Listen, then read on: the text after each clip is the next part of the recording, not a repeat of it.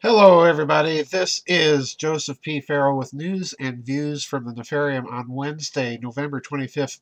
I'm a day early, folks, because, of course, in the United States, tomorrow is a major American holiday, Thanksgiving, so I'm going to do this today's news and views one day early. Because of that, just a reminder, we do have a European African members vid chat on Friday, so I hope to see everybody there. Now, obviously, the big news in this last week has been the downing of the Russian Sukhoi 24 fighter, allegedly, depending on who you listen to, for violating Turkish airspace. That's the Turkish story. Russia isn't having any of it. No, we weren't even anywhere near Turkey's airspace. And I've been getting tons of articles about this, and it's looking now uh, that as far as the Russians are concerned, this is a provocation. So I'm going to be linking three articles for your consideration, but two of them I'm going to be actually talking about. The first are statements cited by the RT, by the Russian Foreign Minister Sergei Lavrov, and then a very interesting article and analysis of the story thus far from Zero Hedge. Now, let's go first of all to the RT article. This is titled Downing of Russian Sukhoi 24 Looks Like a Planned Provocation. And then we have a hyphen Lavrov. So in other words, Sergei Lavrov, the Russian foreign minister, is now very deliberately saying this looks to be a deliberate provocation. And I want to read sections of this article to you. He starts out by saying, quote, "We have serious doubts that this act was unintentional. It looks very much like a pre-planned provocation," Lavrov said, citing Turkey's failure to maintain proper communication with Russia, the abundance of footage of the incident, and other evidence. Lavrov added that many Russian partners called the incident an obvious ambush. Earlier in the day, Turkish Prime Minister Ahmet Davutoglu slammed Russia for attacks on Turkmen in Syria, which, according to Ankara, preceded the incident with the downed Sukhoi 24. Now, please note what Lavrov just said there. It's a pre-planned provocation, and they're citing the abundance of the footage, and we're going to get back to that when we turn to the Zero Hedge article. But continuing, Lavrov added that the downing of the Russian warplane occurred shortly after a series of airstrikes on terrorist oil convoys. And this is an important part of the story. It's a developing part of the story. And I'm going to link an article. I'm not going to comment about it very much, but behind the scenes, apparently, Erdogan's government in Ankara has been quietly dealing oil in with ISIS in the black market, and this is becoming a major source of funding for ISIS, and Russia has been interdicting those oil convoys. So this is part of the story behind the scenes that I want you to bear in mind.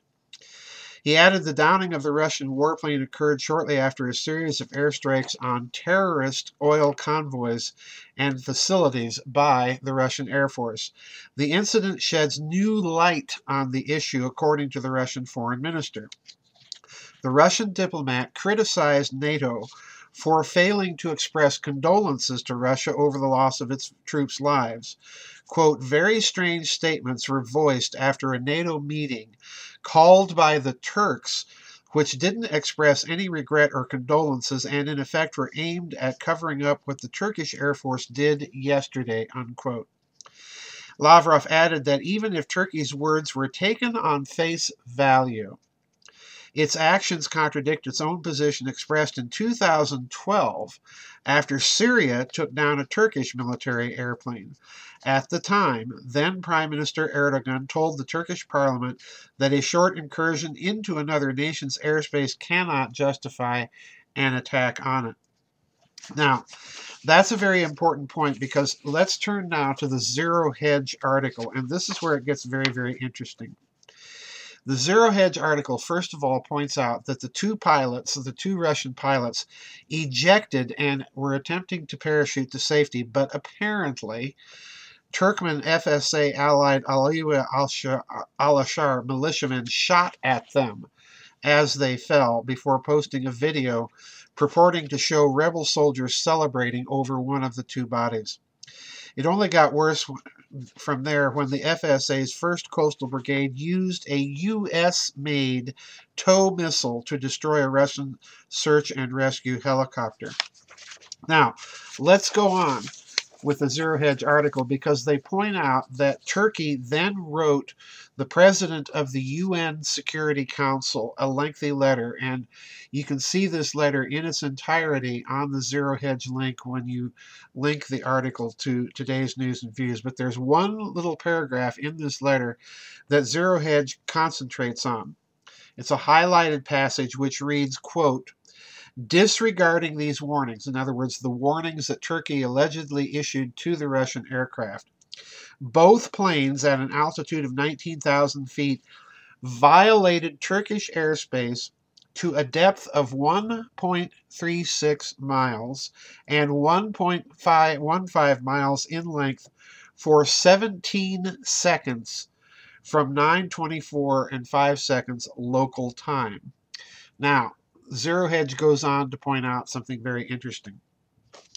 As RT notes, even if we buy Turkey's story, idem est, if we accept that Russia actually did violate Turkish airspace, then it would appear that Ankara has something of an itchy trigger finger.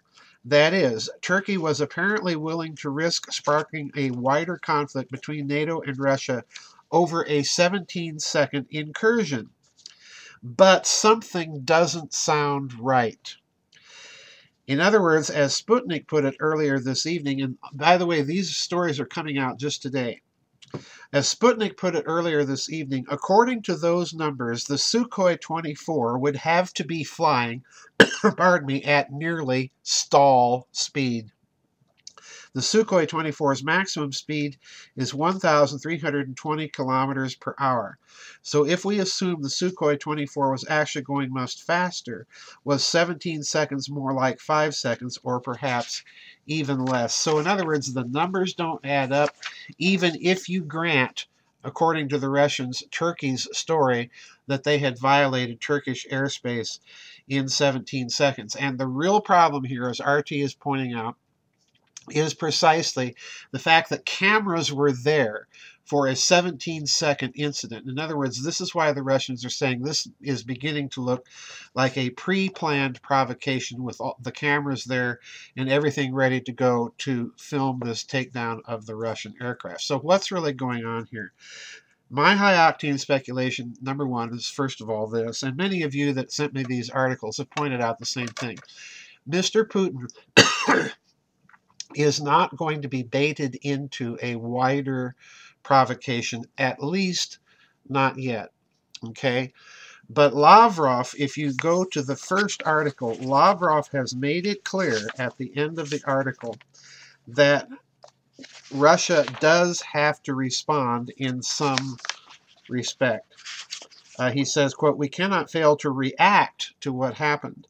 Not because we must retaliate, it's just that there are too many issues in Turkey that pose a direct terrorist threat to our citizens." Now, that's a significant statement here, folks, and that's what I really want to concentrate on, is Lavrov pointing out that Turkey is a terrorist threat.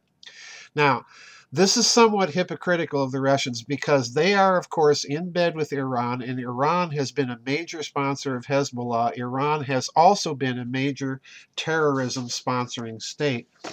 But what you're looking at behind the scenes, I suspect, is first of all the old conflict between Shia and Sunni Islam. And Sunni Islam, the big state sponsor for terrorism, is, of course, Saudi Arabia.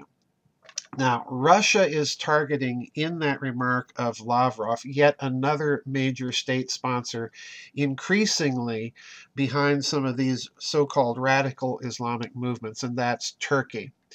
So in other words, I think what we're looking at now, folks, is, first of all, Russia will respond to what Turkey has done. But I think this is going to take two forms. First of all, it will be in the form of covert operations of some sort. But secondly, it's going to take the form of drawing increasing attention to the state sponsors of terrorism. And this is where it gets interesting.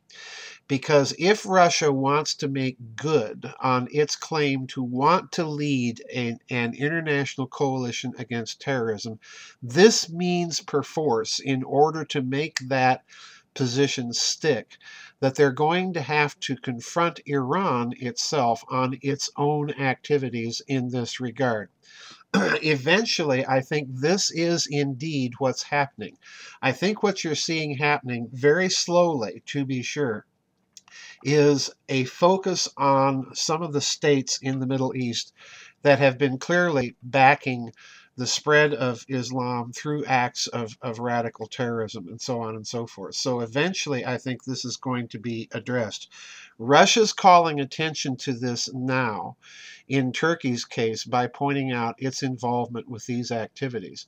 Now, if we see signals from Russia, and for that matter, any other major power, China, the European powers, drawing attention to Saudi Arabia, which has been sort of the unmentionable aspect of this whole international terrorism problem. If they start drawing attention to Saudi Arabia, or China does, or Japan, or what have you, then you'll know that there is a huge sea change taking place geopolitically behind the scenes. And this is not going to be very welcome or good news in Ankara, certainly not in Riyadh, and certainly not in Tehran. So these are things to look for. This is merely high-octane speculation. If not, then the other alternative, folks, is that there is now going to be a concerted effort to take out the supporters of Sunni radicalism over the long haul, and after that gets done, perhaps turning their attention to Shia radicalism. So time is going to tell, folks. This is a huge developing story. Mr. Putin, to his credit, thus far is refusing to be baited into an expansion of the conflict because of the downing of the Russian fighter. But this could all change. So keep your eyes and ears tuned. I want to wish everybody a happy Thanksgiving in the United States. Reminder to my European and African friends, we do have the vid chat for your group scheduled this coming Friday. So that's it for news and views from the Nefarium this week, folks. I'll see everybody on the flip side, and bye-bye, and God bless.